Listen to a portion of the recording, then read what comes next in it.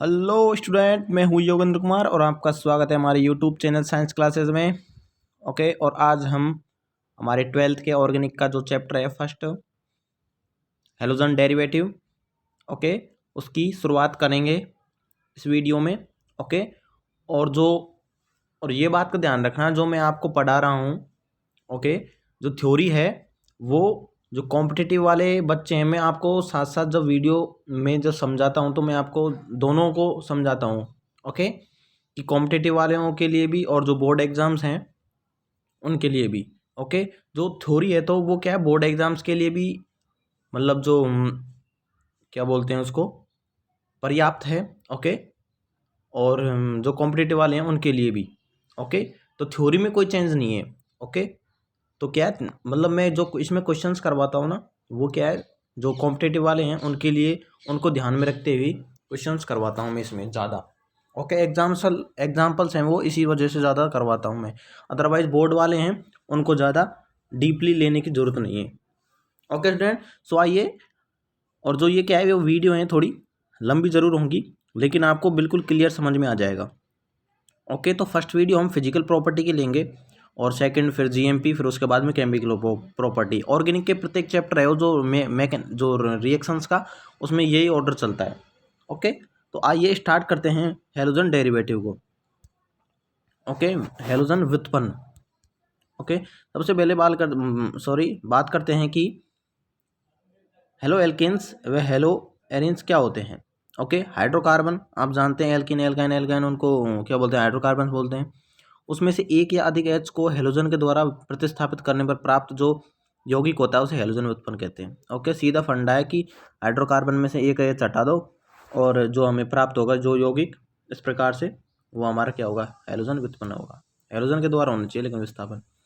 Okay, classification करते हैं इसका, आरएक्स का, कि कार्बन श्रृंखला की प्रकृति के आधार पर एलिफेटिक हेलोजन कंपाउंड श्रृंखला के आधार पर देख रहे हैं।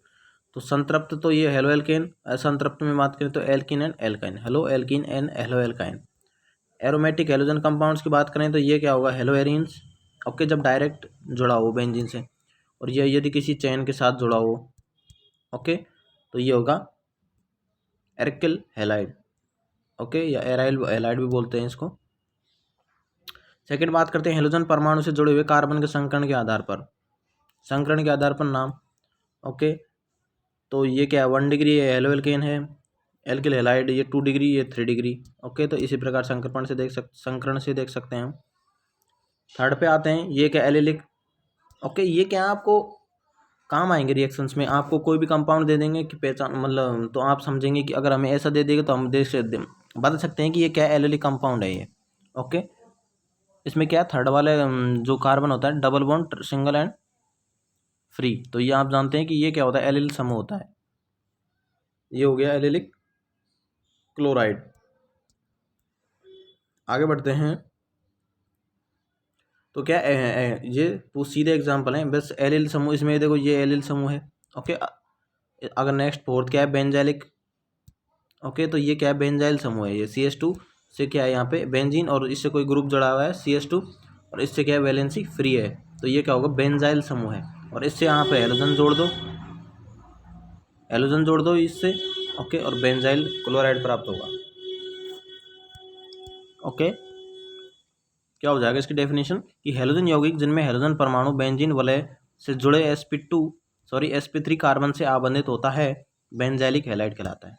ओके, ये तो थोड़ी जनरल नॉलेज है, अदरवाइज इसके बारे में इसका कोई खास इंपॉर्टेंस नहीं है इसमें।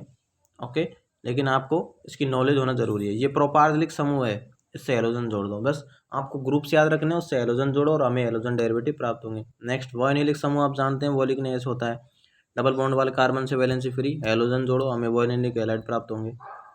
ओके, आगे बढ़ते हैं अब। ओके, ये हमें दे रखा है, तो ये भी क्या होगा, वॉयनिलिक समूह होगा, क्योंकि ये डबल बॉन्ड है उस वाले कार्बन पे, वो क्या है, हेलोजन जुड़ा हुआ है, sp2 संकृत कार्बन, तो इसे वाइनलिक हैलाइड बोलेंगे। ओके, नेक्स्ट 7 पे आते हैं कि हेलो एरिन या एरिल हैलाइड। ओके, यदि बेंजीन से कोई हेलोजन जुड़ा है तो वो क्या होगा, हेलोबेंजीन होगा वो। ओके ओके, ये क्या है, डिस्टरबेंस से होता है, बाहर से क्या आवाज़ें आती है तरह तरह की, हाँ, तो इसके लिए वीडियो रोकनी पड़ी। तो यहाँ पे इसका जनरल इंट्रोडक्शन था, हमने टाइप्स ऑफ हेलोजेंस देखे। ओके, इसके मतलब श्रृंखला के आधार पर जैसे संतृप्त है, संतृप्त हैं, ओके, एलिफेटिक, एरोमेटिक, फिर एलाइलिक, बेंजाइलिक, ओके, प्रोपार्जलिक। तो ये ग्रुप्स आप इनके बारे में आपको नॉलेज होना जरूरी है। ओके, अब हम बात करते हैं CX बंध, जो RX हमारा बंध होता है उसकी प्रकृति क्या होती है। ओके, ये स्ट्रक्चर है, इसमें क्या है, sp3 संकृत कार्बन पाया जाता है, तो जो स्ट्रक्चर होगी वो क्या होगी, चतुष्फल की होगी। ओके, कुछ इस प्रकार से इसकी संरचना होती है। ओके, इसकी संरचना को समझते हैं थ्योरेटिकली कि इन यौगिकों में CX बंध का निर्माण कार्बन के sp3 संकृत कक्षक व हेलोजन के अर्ध भरे हुए p कक्षक के मध्य अतिव्यापन होता है। ओके, sp3 संकृत होते हैं और p कक्षक के मध्य। ओके, CX बंध सहयोजी होता है, किंतु कार्बन का जो विद्युत ऋणता है कि वह हेलोजन से कम होने के कारण आंशिक धनावेश आ जाता है इस पे, और हेलोजन पे क्या आ जाएगा, आंशिक ऋणावेश आ जाता है। ओके, अतः यह ध्रुवीय होता है। ठीक है, म्यूज नॉट इक्वल टू 0। तो ये इसकी प्रकृति हो गई। ओके, इस प्रकार से कुछ इसमें पी हेलोजन का पी कक्षक व इसके sp3 कक्षक अतिव्यापन में भाग लेके और बंध का निर्माण करेंगे। ओके, तो ये हमारी इसकी प्रकृति होगी। ओके, अब बात करते हैं फिजिकल प्रॉपर्टीज़ की कि इनकी फिजिकल प्रॉपर्टी क्या होते हैं। आज इस जो वीडियो है इसका एम यही है कि फिजिकल प्रॉपर्टियों के बारे में अध्ययन करेंगे हम RX की। तो आते हैं, सबसे पहले हम इसकी भौतिक अवस्था की बात करते हैं। शुद्ध अवस्था में RX रंगीन होते हैं, किंतु ब्रोमाइड व आयोडाइड प्रकाश की उपस्थिति में रंग ग्रहण कर लेते हैं। ओके, रंगीन होते हैं वैसे, लेकिन ब्रोमाइड व आयोडाइड है वो ग्रहण कर लेते हैं प्रकाश की उपस्थिति में। ये जैसे वॉयलेट हो गया I2। ओके, तो आयोडाइड एंड ब्रोमाइड। ओके, ये जैसे CH3Cl है। Okay, CH3Br, C2H5 chloro. Okay, क्लोरोफ्लोरोमेथेन कमरे के ताप पर क्या है, गैस हैं, जबकि उच्च क्लोरो ब्रोमो आयोडो क्या है, यौगिक द्रव हैं। ओके, तो क्या है, आप जनरली इसको समझ सकते हैं कि जो निम्न कार्बन श्रृंखला वाले हैं वो क्या होते हैं, गैस होते हैं। जैसे अब इसमें क्या है, एक कार्बन है। ओके, इसमें भी, इसमें 2 कार्बन, तो 1 से 2 तक के तो क्या होंगे, गैस होंगे। उससे जो मतलब 2 से अधिक, मतलब 10 तक मान लो आप। ओके, तो वो क्या होंगे, लिक्विड स्टेट के होंगे, और उससे अधिक वो कार्बन श्रृंखला वाले ठोस होते हैं। ओके, तो सब में यही चलता है कि निम्न वाले गैस, उससे थोड़ा अधिक द्रव, फिर उसके आगे ठोस।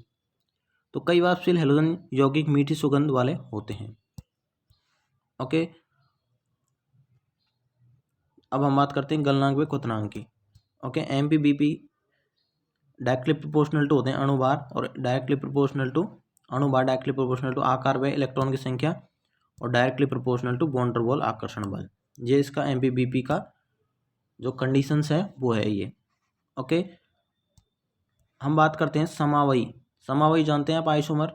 ओके, एक दूसरे के जो क्या होते हैं, आइसोमर होते हैं, उनके लिए क्या होगा, MPBP का order inversely proportional to branching. Okay, example के द्वारा समझेंगे हम इनको। And direct inversely proportional to गोलाकार आकृति, डायरेक्टली प्रोपोर्शनल टू सतही क्षेत्रफल, और directly proportional to van der वाल आकर्षण बल।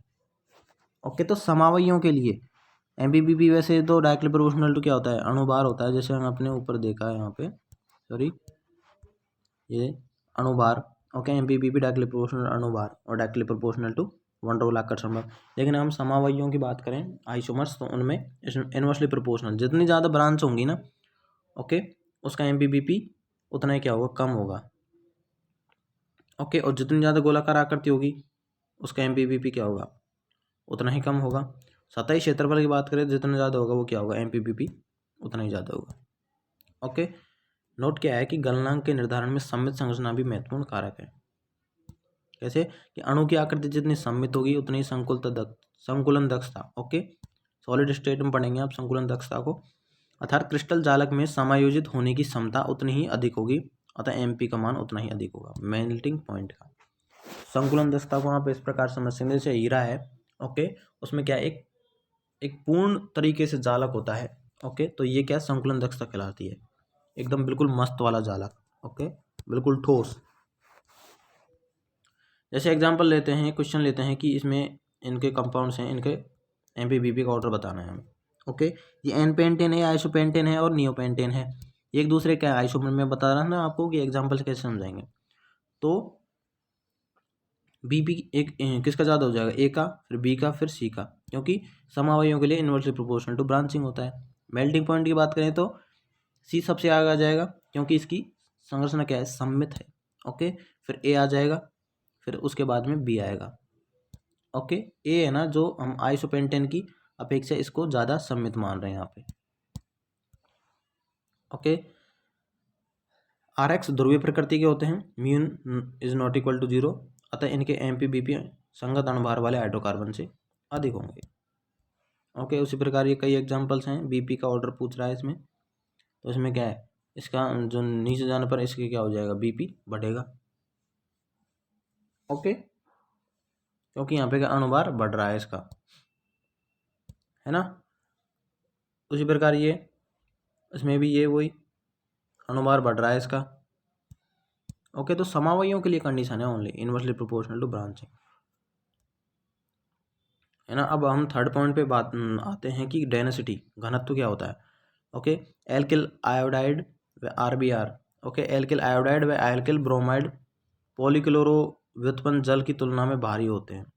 ओके, जैसे आर आई का सबसे ज़्यादा होगा घनत्व, फिर आर बी आर का, फिर ये पॉली क्लोरो व्युत्पन्न जल है इसका होगा, फिर उसके बाद में H2 होगा, फिर उसके बाद में RCl व RF क्या होंगे, सबसे लास्ट में चला जाएंगे।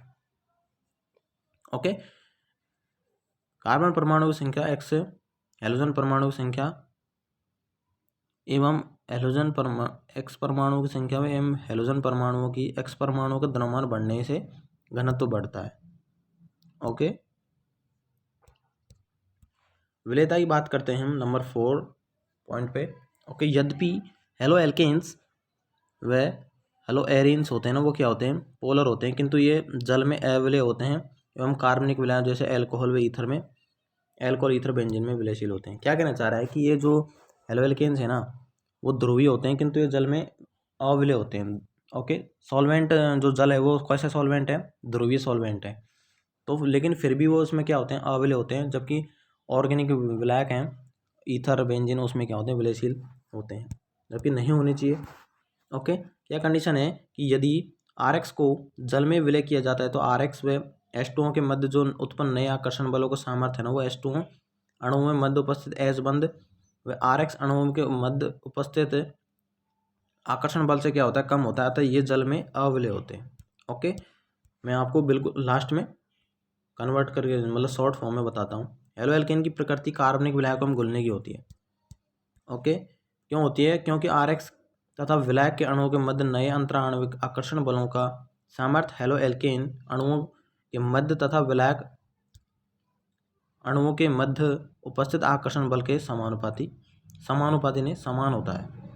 ओके, तो इसका कंक्लूजन क्या है, कंक्लूजन ये है इसका कि जो हमने आर एक्स है उसको H2O मतलब जल में मिलाया, जल क्या है, एक पोलर सॉल्वेंट है, ध्रुवीय विलायक है, तो इसमें मिलाया हमने, तो जो बॉन्ड बन रहा है ना, मतलब आर एक्स और जो H2O के अणुओं के मध्य, वो क्या है, जो पहले जो H2O में H बंद था और आर एक्स के अणुओं के मध्य आकर्षण बल था, उससे क्या है, कम वीक प्राप्त हो रहा है।